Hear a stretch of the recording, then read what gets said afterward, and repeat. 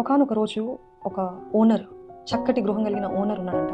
ఆ గృహాన్ని ఎంతో పట్టించుకుంటూ, దానికి కావాల్సినంత చూస్తూ, దాన్ని ఎంతో సుందరంగా తయారు చేసిన ఈ వ్యక్తి దగ్గరికి ఒక కొనుక్కునే అతను వచ్చాడు. One buyer came and said, can you please give me this house? నేను ఎంతైనా కడతాను, ఎంతైనా వెల చెల్లిస్తాను, దయచేసి ఇల్లు ఇస్తావా అని అడిగాడంట. అని అంటే ఓనర్ అన్నాడంట, నేను ఎంతో ఇన్వెస్ట్ చేస్తాను ఇంటికి, I really love this house dearly, I cannot sell it, it is really dear to me అని చెప్పాడంట.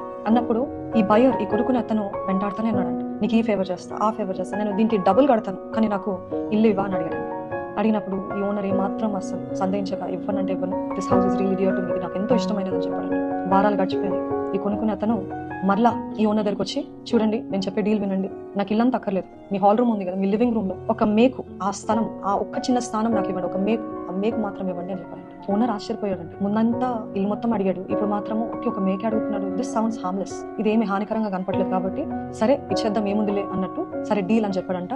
ఆ కొనుక్కునే అతను ఆ మేకు, ఆ చిన్న స్థానం కొనుక్కున్నాడంట. కొనుక్కున్న తర్వాత కొన్ని రోజులు అయిన తర్వాత ఒక చచ్చిన దాన్ని ఒక బ్యాగ్ లో పెట్టి ఇంటికి తీసుకొచ్చి నేరుగా ఆ మేకుకి తగిలించాడంట. ఆ మేకుకి తగిలించినప్పుడు ఓనర్ అన్నాడంట, ఏం చేస్తున్నావు, చచ్చిందాన్ని ఎట్లా తెస్తావు అన్నప్పుడు ఈయన అన్నాడంట, ఇది నేను కొనుక్కున్నాను, నువ్వు మాట్లాడడానికి అధికారం లేదని చెప్పాడంట. ఆ చచ్చిందాని కంపు, దుర్వాసన ఇల్లంతా వ్యాపిస్తుంది, ఇల్లంతా గబ్బు కొట్టేస్తుంది, దాని చుట్టూ ఈగలు ఎంతో కల్మషం చేసి, ఎంతో కంటామినేట్ చేసిందంట.